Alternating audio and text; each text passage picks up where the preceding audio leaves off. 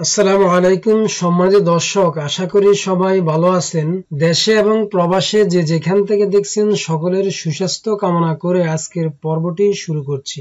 সঞ্চয়পত্র ক্রয় করা কতটা লাভজনক, সঞ্চয়পত্রের সুবিধা ও অসুবিধা সম্পর্কে আজকে বিস্তারিত আলোচনা করব।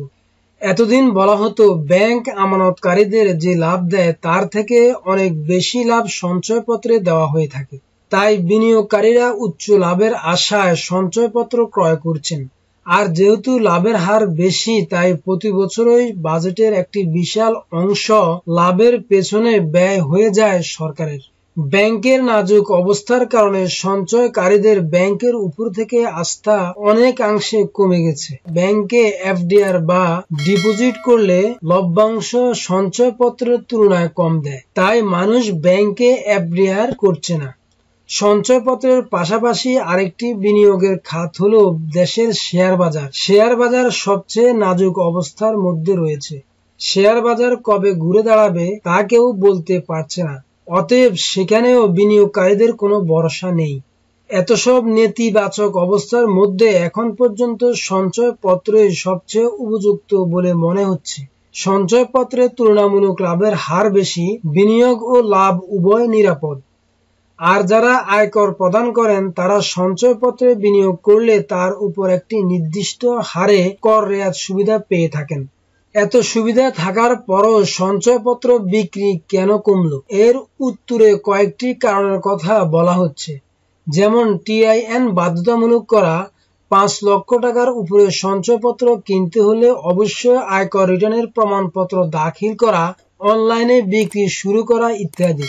টিআইএন বাধ্যতামূলক করার বিষয়টি সঞ্চয়পত্র বিনিয়োগকারীদের কিছুটা আতঙ্কগ্রস্ত করেছে। কারণ টিআইএন নিলে আয়কর বিবরণী দাখিল করতে হবে এবং তা নিয়ে ভবিষ্যতে ঝামেলায় পড়তে হতে পারে, এই ভেবে তারা ভয়ে থাকেন। টিআইএন নিলেও এ নিয়ে ভয়ের কারণ নেই। আয়কর আইনে কিছু কিছু ক্ষেত্রে টিআইএন নেওয়া বাধ্যতামূলক করা হয়েছে এবং আয়কর বিবরণী দাখিল করা বাধ্যতামূলক করা হয়েছে। তাই প্রতি বছর আয়কর রিটার্ন দাখিল করতে হবে।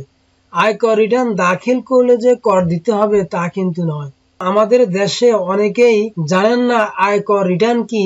সঞ্চয়পত্র ক্রয় করলে টিন সার্টিফিকেট নিলে আয়কর রিটার্ন দিতে হয়, এই বিষয়টি সম্পর্কে অনেকেরই ধারণা নেই।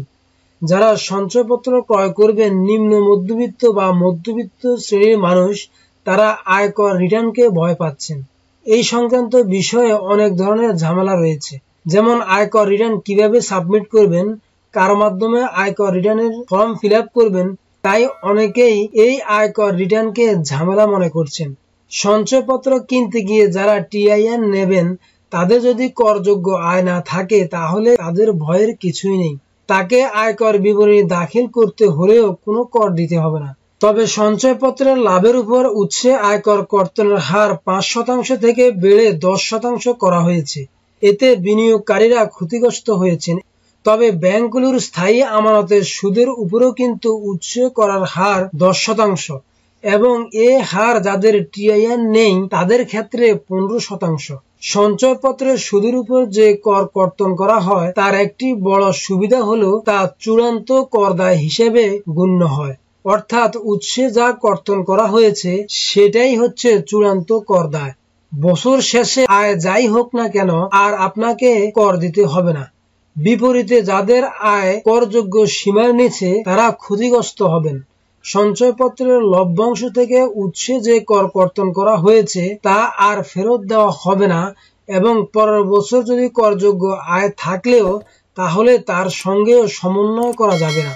এটাই হলো অসুবিধা। সঞ্চয়পত্রের সুদের উপর কর বাড়ার কারণে যাদের আয় শুধু এর উপরে নির্ভরশীল তারা বেশি ক্ষতিগ্রস্ত হবেন। ঘরের গৃহিণী ও অবসরপ্রাপ্ত চাকরিজীবীদের ভরসার আশ্রয়স্থল হলো সঞ্চয়পত্র।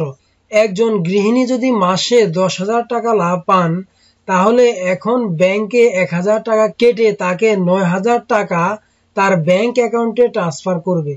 আগে 500 টাকা কেটে 9,500 টাকা প্রদান করা হতো, এখন তিনি বছরে 6,000 টাকা কম পাবেন।